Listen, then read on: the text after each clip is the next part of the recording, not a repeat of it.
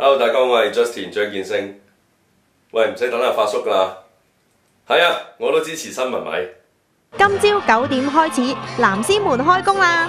政協常委陳永琪都話：有大海景啊！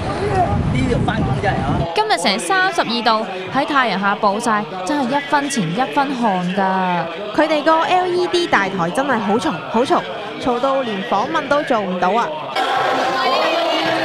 我哋做咗個測試，原來現場嘅噪音有成90分貝，大家都要戴翻個耳塞保護聽覺。